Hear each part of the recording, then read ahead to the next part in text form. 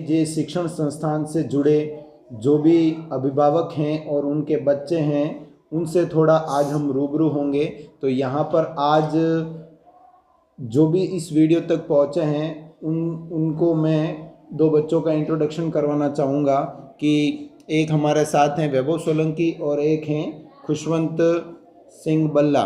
तो इनसे कुछ क्वेश्चंस पूछेंगे। वो सोलर सिस्टम, स्टार्स और कंस्टेलेशन, मतलब कॉन्स्टेलेशन मीन्स होता है तारा मंडल, तारों के बारे में, कुछ सोलर सिस्टम के बारे में, कुछ यूनिवर्स के बारे में इनसे डिफरेंट क्वेश्चन पूछे जाएंगे।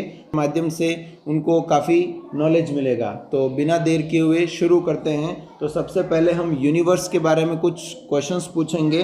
तो पहला क्वेश्चन है कि ब्रह्मांड की उत्पत्ति कितने वर्ष पूर्व हुई? ब्रह्मांड की उत्पत्ति 15 अरब वर्ष पूर्व हुई।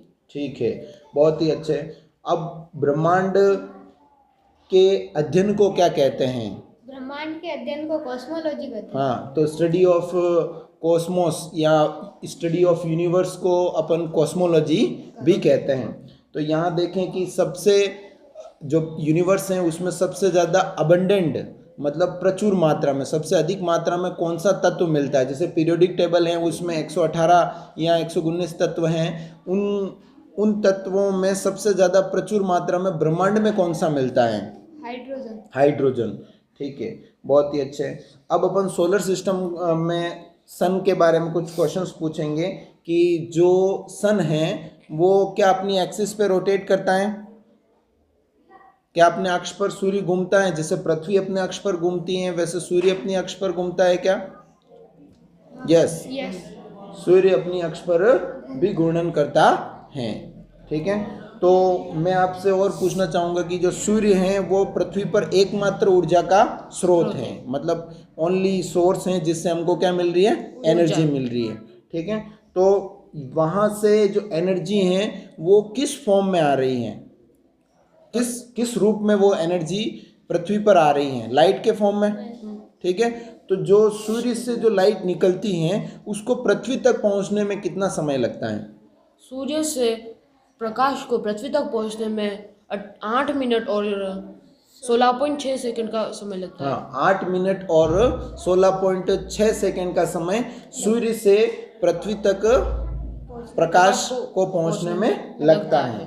तो यहाँ पर जो सूर्य हैं उसका एक कोई वो सूर्य है तो किसी न किसी चीज़ से मिलकर बना होगा, तो उसका केमिकल कंपोजिशन, मतलब रासायनिक संगठन है वो अलग अलग तत्वों से हुआ है। तो हाइड्रोजन की प्रतिशतता उसमें कितनी है? 71%। 71%। ठीक है, हीलियम की कितनी है? 26.5%। हाँ, 26.5% है वो हीलियम है। और जो अदर एलिमेंट हैं वो कितने हैं? अदर एलिमेंट 2.5% है। 2.5% है, बहुत ही अच्छी बात है। तो यहाँ पर देखें अपन, तो जो सूर्य से जो एनर्जी आती है वो फोटोन के बंडलों के रूप में आती है। फोटोन होते हैं, फोटोन मतलब एक केमिकल, अपन बोल सकते हैं एनर्जी का बंडल को अपन क्या कह सकते हैं? फोटोन। मतलब पैसों का बंडल होता है वैसे ही एनर्जी के बंडल को फोटोन कहते हैं। ठीक है, ये वाली बात हमने ऐड कर दी। यहाँ देखिए अपन, तो जो सूर्य हैं उसके, सूर्य के जो केंद्र में कोई भी तत्व हैं वो किस अवस्था में होगा? जैसे पदार्थ की अपन बोले तो 5 अवस्थाएं होती हैं, अब तक ज्ञात 5 अवस्थाएं हैं। जैसे ठोस अवस्था, द्रव अवस्था, गैस अवस्था और एक प्लाज्मा होती हैं, और एक और होती है बोस आइंस्टाइन कंडेंसेट।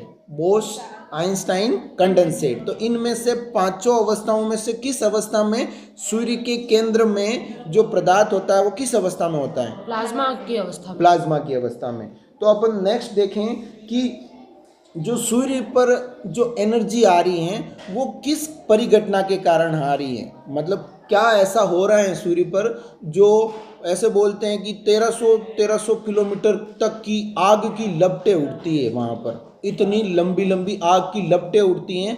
तो ऐसा किस कारण से हो रहा है वहाँ पर? हाँ, किस कारण से हो रहा है? नाभिकीय संलयन। मतलब यहाँ पर, वहाँ पर अपन बोले तो वहाँ पर न्यूक्लियर फ्यूजन हो रहा है। कौन कौन से तत्व किस में बदल रहे हैं? हाइड्रोजन का हीलियम में रूपांतरण की वजह से। हाँ, हाइड्रोजन जो तत्व है उसका हीलियम के अंदर रूपांतरण की वजह से ऐसा हो रहा है। अब थोड़े हम मून के बारे में कुछ क्वेश्चंस पूछते हैं, बच्चे उनका जवाब देंगे, नहीं देंगे तो हम डिस्कशन करेंगे, ठीक है। तो सूर्य से हम अगर आकाश को देखें तो वो कैसा दिखाई देता है? ब्लैक, कैसा दिखाई देता है? काला। काला दिखाई देता है। तो पृथ्वी से हम आकाश को देखते हैं, आकाश ऐसा है कुछ नहीं है, हम आकाश तो एक क्या है भाई, ऐसे नाम दे दिया है, बाकी आकाश कुछ है नहीं है, खाली स्पेस है, ठीक है। तो यहाँ पर नीला दिखाई देता है, तो चंद्रमा पर काला क्यों दिखाई देता है? क्योंकि वहाँ पे वायुमंडल नहीं है। क्योंकि वहां पर वायुमंडल नहीं है, और पृथ्वी पर वायुमंडल है, इस कारण से दिखाई देता है। तो नीला रंग ही क्यों दिखाई देता है पृथ्वी पर? क्योंकि नीला रंग सबसे ज्यादा फैलता है। हाँ, नीला रंग सबसे ज्यादा विकिरणित होता है, फैलता है, ठीक है। इस कारण से जो हमें पृथ्वी से हम आकाश को देखते हैं तो वो कैसा दिखाई देता है? नीला। और हम चंद्रमा से आकाश को देखते हैं तो वो हमें काला दिखाई देता है, क्योंकि वहाँ वायुमंडल नहीं है। अब हम और देखें तो जो जैसे पृथ्वी है, पृथ्वी सूर्य के चारों ओर चक्कर लगाती है, तो पृथ्वी को सूर्य के चारों ओर चक्कर लगाने में कितना समय लगता है? 365 दिन। हाँ, 365 दिन लगते हैं। तो जो चंद्रमा है उसको कितना समय लगता है? 27 दिन 7 घंटे 43 मिनट 11.47 सेकंड। हाँ, बहुत ही अच्छा बताया। 27 दिन 7 घंटे 43 मिनट और 11.47 सेकंड का समय चंद्रमा को सूर्य के चारों ओर चक्कर लगाने में लगता है। और कुछ इंपॉर्टेंट बातें देखते हैं कि जो चंद्रमा से हम पृथ्वी को देखते हैं तो पृथ्वी का कितना प्रतिशत हिस्सा दिखाई देता है? 41%। 41%। बहुत ही अच्छा बताया है बच्चों ने कि 41% जो हिस्सा है वो चंद्रमा से पृथ्वी को हम देखते हैं तो दिखाई देता है। तो पृथ्वी को ब्लू प्लेनेट क्यों बोलते हैं? क्योंकि वहाँ पर जल की अवस्था बहुत अधिक है। हाँ, जल है वो सबसे ज़्यादा मात्रा में, इसलिए ब्लू प्लेनेट भी कहते हैं। और एक सौर मंडल में एकमात्र ऐसा ग्रह है जहाँ पर जीवन की खोज हुई है या जीवन है वहाँ पर, ठीक है। अब अपन थोड़ा और चंद्रमा के बारे में देखें कि वहाँ पर वायुमंडल क्यों नहीं है? क्योंकि वहाँ का गुरुत्वाकर्षण बहुत कम है। कितना कम है? पृथ्वी की तुलना में देखें तो कितना कम है? 1/6। 1/6। अगर वहाँ पर अगर कोई व्यक्ति जाएगा और उसका वजन पृथ्वी पर अगर 60 किलो है तो वहाँ कितना होगा? 10 किलो। 10 किलो, 6 गुना कम होगा, ठीक है। इस कारण से ही वहाँ पर हवा है वो नहीं है, क्योंकि हवा सारी पलायन कर गई है, एस्केप कर गई है, ठीक है। और कुछ बातें देखते हैं अपन। हमारी जो आकाश गंगा है, जिस आकाश गंगा में हम रहते हैं उसका क्या नाम है? मंदाकिनी। मंदाकिनी। आकाश गंगा किसको कहते हैं, थोड़ा कुछ बता सकते हो क्या? आकाश गंगा में बहुत सारे सौर मंडल आते हैं। हाँ, तारों के समूह को क्या कहते हैं? आकाश गंगा, ठीक है। तो हम मिल्की वे आकाश गंगा में हैं। सबसे पहले कौन से साइंटिस्ट ने देखी थी? गैलीलियो ने ये देखी थी, ठीक है। तो तारों के बारे में कि कुछ क्वेश्चंस हो जाए, तारों के बारे में बताओगे। सबसे नजदीकी तारा कौन सा है हमारे? Proxima Centauri. प्रोक्सिमा सेंचुरी, ठीक है। तो यहाँ पर मुझे प्रकाश वर्ष किसे कहते हैं? प्रकाश वर्ष। प्रकाश का 3×10⁸ प्रति सेकंड में मतलब तय करता है दूरी, उसे प्रकाश वर्ष कहते हैं। प्रकाश वर्ष मतलब प्रकाश द्वारा एक साल में चली गई दूरी को हम प्रकाश वर्ष कहते हैं। तो यहाँ पर मैं आपको बता दूं कि अब तक हमें जो तारामंडल हैं वो 88 तारामंडलों के बारे में हमें नॉलेज है, ठीक है। तो कुछ क्वेश्चंस पूछते हैं, ठीक है। सबसे बड़ा ग्रह कौन सा है? बृहस्पति। बृहस्पति, ठीक है। सबसे बड़ा उपग्रह कौन सा है? सबसे बड़ा गैनीमेड। गैनीमेड किसका उपग्रह है ये? बृहस्पति। बृहस्पति का, ठीक है। नीला ग्रह किसे कहते हैं? पृथ्वी को। पृथ्वी को। हरा ग्रह? हरा ग्रह वरुण को। वरुण, अरुण को बोलते हैं हरा ग्रह, ठीक है।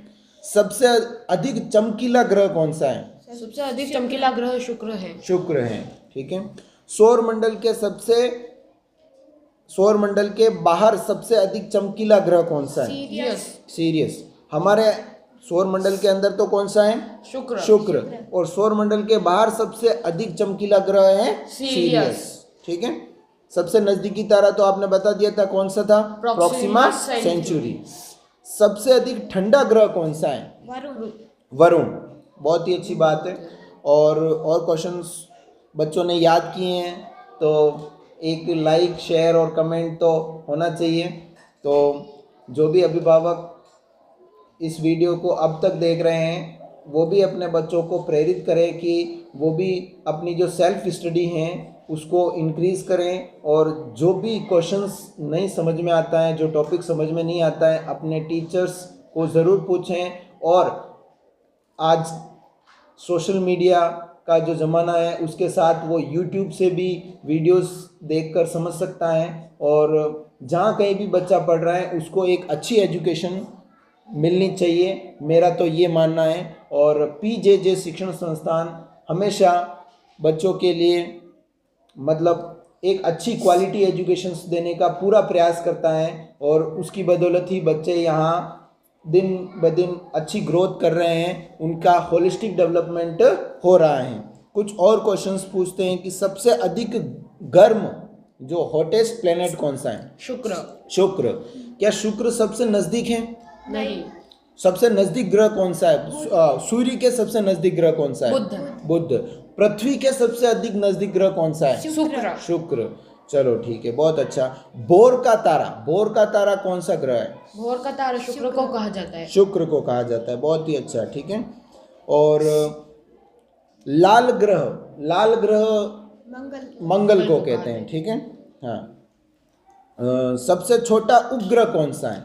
सबसे छोटा उपग्रह डीमोस है, वो सबसे छोटा उपग्रह है। और विस्फोटी तारा सुपरनोवा ऐसे बोलते हैं कि तारों का मिलना क्या कहलाता है? सुपरनोवा। थोड़ा अपन इसको और डिटेल में समझेंगे बाद में, ठीक है। और